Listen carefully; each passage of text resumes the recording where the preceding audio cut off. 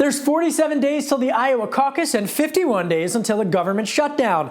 I'm Kevin Cirilli. It's time for the Daily Debrief.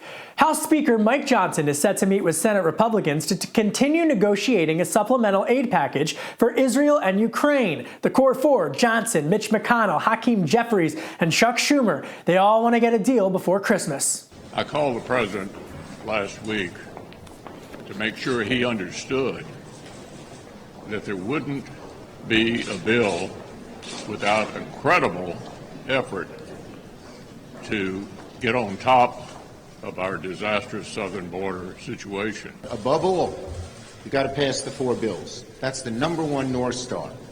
You, Israel, Ukraine, Indochina, and humanitarian aid. Yes. Johnson specifically is pushing for more funding for the U.S. border.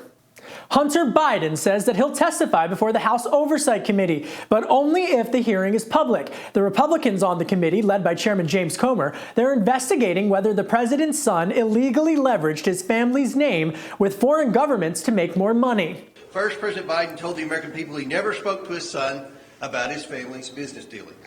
That was a lie. Chairman Comer says that he is in fact willing to have a public hearing, but only if there first is a closed-door one. And millennials are on the move. 1 in 4 millennials moved last year. That's according to Smart Asset, a fintech company that crunched the latest census data. So where are they headed? Coming in at number 10, just outside of Atlanta, Georgia, Sandy Springs. If you go to number 6, just across the Potomac River from Washington, D.C., that's Arlington, Virginia. That surprised me.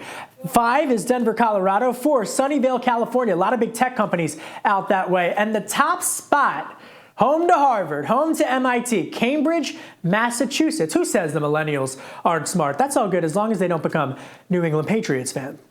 And Secretary of State Tony Blinken is in Israel, where U.S. officials are hoping that a ceasefire will continue for Israel and Hamas. Since the ceasefire began last week, Israel has released 180 Palestinians, and the terror group Hamas has released 81 prisoners.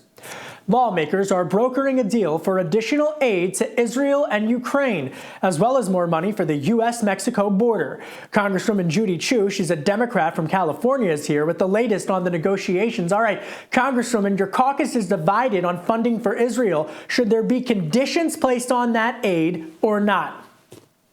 What I want to do is to make sure that there are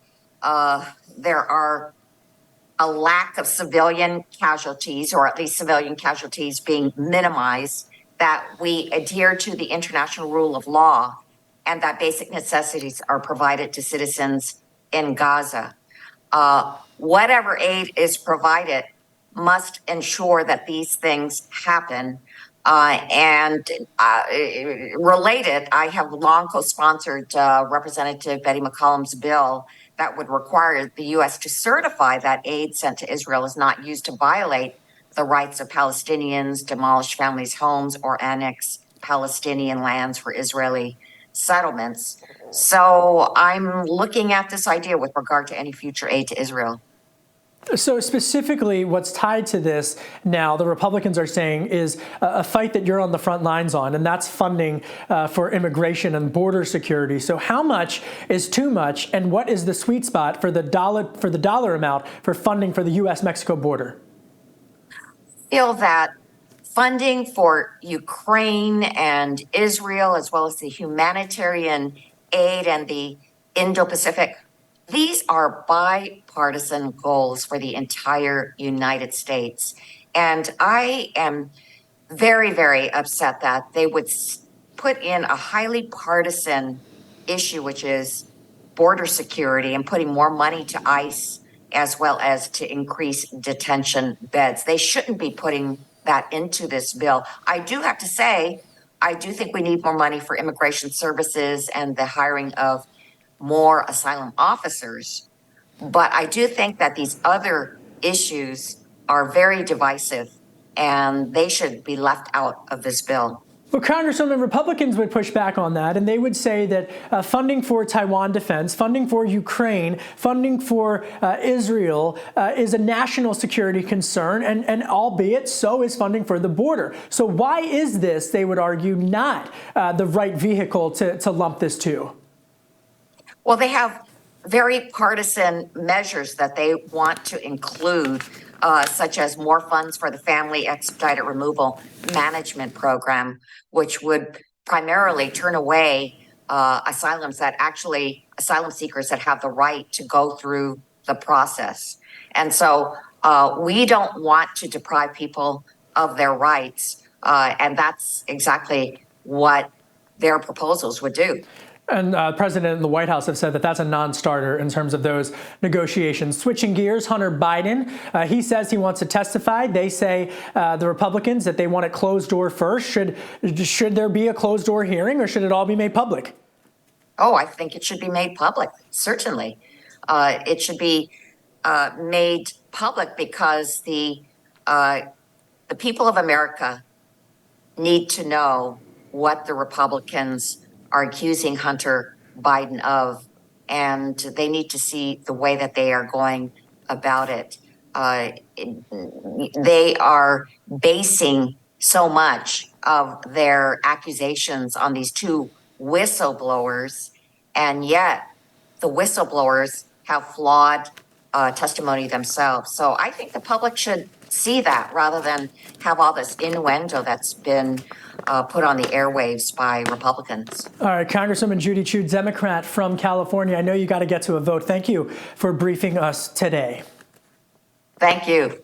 GOP presidential hopeful Nikki Haley is getting a boost from the Koch brothers. Koch-backed super PAC Americans for Prosperity. They say that Haley is, quote, the best challenger to beat Donald Trump and Joe Biden. But let's be honest, this is a race for second place. Former President Donald Trump remains the dominant Republican frontrunner. It's a bird, it's a plane, it's George Santos. The progressive machine, MoveOn.org, floated a giant balloon of George Santos over Capitol Hill earlier. Santos could get kicked out of Congress as early as today for violating House ethics rules. And House Speaker Mike Johnson, he told his Republican colleagues to vote their conscience. That's not exactly a sign of support from the leader of the Republican caucus. The Iowa caucus is just 47 days away. Can you believe it? And here to break it all down is the Hill's Julia Manchester. Julia, you eat, sleep, and breathe election 2024. Where do things stand in the first in the nation caucus, which of course is Iowa? Yeah, so Kevin, in the first in the nation caucus, it's obviously going to be a race for second there. Nikki Haley versus Ron DeSantis. Ron DeSantis putting everything in Iowa, but Nikki Haley starting to very much inch up to his lead in Iowa. But ultimately, we still see, like in the national polls, Donald Trump is leading. Well, let's specifically stay with Nikki Haley. She just got this big backing from the Koch brothers, Americans for Prosperity, and she's surging in New Hampshire. So if Haley wins Iowa, is that all ensured that DeSantis is done?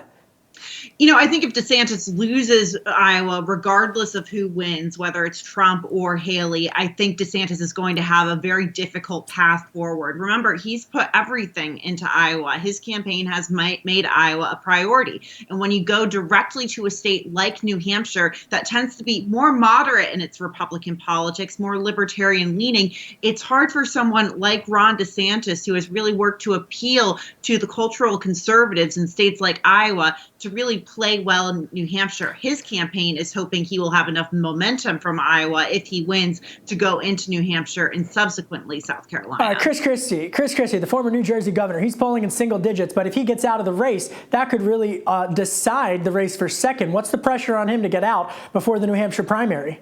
You know, I think there is certainly pressure for him to get out. I mean, I imagine a lot of his support would probably go towards Haley as that never Trump vote. But at the same time, I don't think he's going to get out before New Hampshire for the same reasons that DeSantis won't get out before Iowa. Christie's very much put everything or prioritize New Hampshire in this. So I think you're going to see him try to have a strong showing in New Hampshire, but I think it's going to be difficult. Haley's polling second in New Hampshire, and of course, Donald Trump is still dominating. Well, let's dominate the calendar, right? Because we got Iowa in mid-January. A week later, we got New Hampshire. And then we got like 5 weeks of nothing before Super Tuesday. So the political narrative coming out of New Hampshire in the race for second place, the stakes could not be higher for Nikki Haley and Ron DeSantis.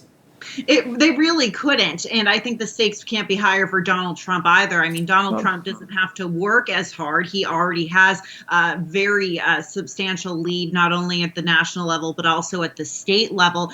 But for Nikki Haley and Ron DeSantis, they need to get momentum. They have to maintain that momentum. For DeSantis, I think he needs to get that momentum back. For Haley, she has to maintain the momentum and grow the momentum that she's gotten so far. And I think with this endorsement from Americans for Prosperity, that definitely gives her momentum and resources going into the primary states. But I will say, for Ron DeSantis, it's important to point out his campaign says he has momentum in Iowa, pointing to his endorsements from the governor of Iowa, Kim Reynolds, as well as from Bob Vander Plaats, who's a very well-known evangelical leader in Iowa. Yeah, and he's on that Chuck Grassley tour right now, going to all the counties. Julie Manchester, I know you're headed down to Alabama for that News Nation Republican primary debate in just a few short days. Be sure to get a po' boy while you are down there. Thank you, Julia. I will. Thank you. Did you see this? Last night, in front of the Capitol and the tree lighting ceremony, there was a 63-foot Christmas tree, a big Christmas tree that was shipped all the way from West Virginia, and it got whacked over by the wind. But don't worry, they put it back up. Republicans and Democrats, they were able to get that tree back up, and the Capitol Christmas was saved. Hey, are you really decking the halls if a Christmas tree doesn't fall over? At least when I was growing up, it always fell over once a season. And be sure to tune in for the final GOP debate of the year on America's fastest growing cable news network, News Nation. SiriusXM's Megyn Kelly, News Nation's Elizabeth Vargas, and the Washington Free Beacon's Eliana Johnson. They are set to moderate the primetime event live from the University of Alabama. This as the candidates make their case to America on the only network for all America. The News Nation Republican primary debate, live December 6th at 8 Eastern, 7 Central. That's it for today's Daily Debrief. I'm Kevin Cirilli. Be sure to like, share, and subscribe to The Hill's YouTube channel, and come back here soon at the intersection between politics and policy.